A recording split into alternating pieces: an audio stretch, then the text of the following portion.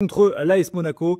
Pour faire simple ici, je pense qu'une douille est possible, je pense que le nul est possible, mais pas de défaite de Monaco. Monaco n'ira pas perdre à Nantes, à mon sens. Au maximum, un but partout, mais je vois plutôt une victoire de Monaco du type 2-1. Dans tous les cas, le pronostic ici qui me semble être le plus intéressant, c'est Monaco au nul et plus d'1,5 but. Je vois pas un monde dans lequel ça passe pas. Le même soir, on a Auxerre contre Lille.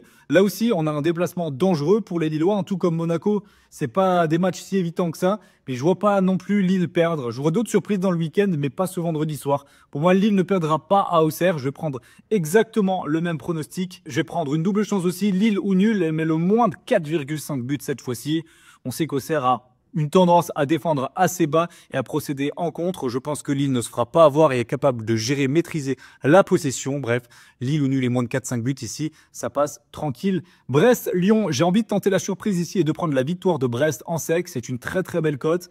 Malgré cela, je pense que l'option la plus intéressante, ça reste le but pour les deux équipes. Ensuite, on a le Stade Rennais qui affronte Marseille. C'est un peu difficile de se positionner sur ce match-là puisque on a une équipe de Rennes qui fait du changement, du recrutement un peu tous les étages. Dans quel état d'esprit et dans quelle disposition tactique ils vont être face à Marseille, compliqué de le dire. Après, ce qu'on peut dire, c'est que l'OM, c'est une équipe excessivement en forme à l'extérieur cette saison. C'est très difficile de leur prendre des points. Donc, je vois pas du tout Marseille perdre à Rennes. Maintenant, je pense que le nul est une vraie possibilité également. Je reste sur Marseille ou nul. Je pense qu'il est important de sécuriser ici, quitte à ce que la cote soit un petit peu moins intéressante, mais il faut se méfier des Rennais. Les deux équipes peuvent également être une option parce que honnêtement, même si Marseille gagne, je pense qu'ils prendront quand même un but dans la partie.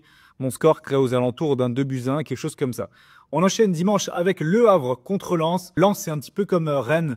C'est une équipe qui est en chantier durant ce mercato. On ne sait pas trop comment ils vont réagir. Sur le papier, ils sont vraiment largement favoris face au Havre. Il n'y a même pas photo. Le Havre, c'est l'équipe en méforme du moment. L'équipe contre qui à peu près tout le monde va prendre 3 points.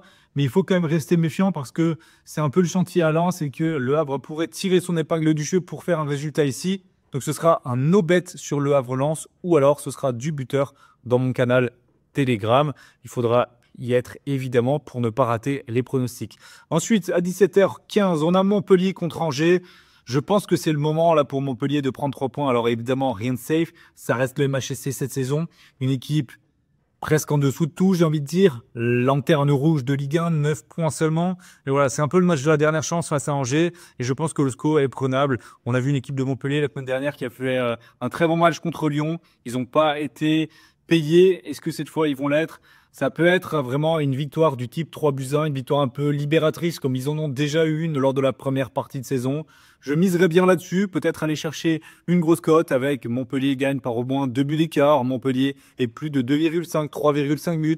Il y a vraiment des grosses cotes à aller chercher sur ce match-là. C'est ce que je vous conseille d'aller prendre. Ensuite, on a Toulouse contre Strasbourg. Et là, je vais aller un petit peu contre la tendance. Il y a beaucoup de gens qui mettent Toulouse gagnant ici au Stadium. Effectivement, c'est logique, mais je pense que l'équipe la plus talentueuse, c'est reste quand même Strasbourg. Et ils restent sur leur dernier match gagné 3-0 à l'extérieur. Alors, c'était contre Le Havre. Ils sont revenus à la trêve, ils ont mis 3 buts contre Auxerre. Ça va mieux, Strasbourg, et ça peut être, attention, l'équipe de ce début d'année 2025. Moi, je les vois aller faire un truc à Toulouse, je les vois en tout cas pas perdre là-bas. Je pense que Strasbourg ou nul, c'est très intéressant, mais vous pouvez, si vous avez le goût du risque, partir sur une victoire de Strasbourg en sec, c'est intéressant. On termine avec le Paris Saint-Germain contre Saint-Etienne. Mon pronostic ici, c'est vraiment un cadeau, c'est une pépite. Il est donné dans mon canal Telegram. Je vais le poster durant le week-end pour tous ceux qui veulent le rejoindre et accéder à ce pronostic-là. Il y en aura bien d'autres évidemment tout le week-end. Le lien, il est juste en dessous. Vous cliquez soit dans la description, soit dans le commentaire épinglé. Vous faites une demande d'adhésion et je vous accepte le plus rapidement possible. J'accepte tout le monde en ce moment, donc il n'y a pas de problème.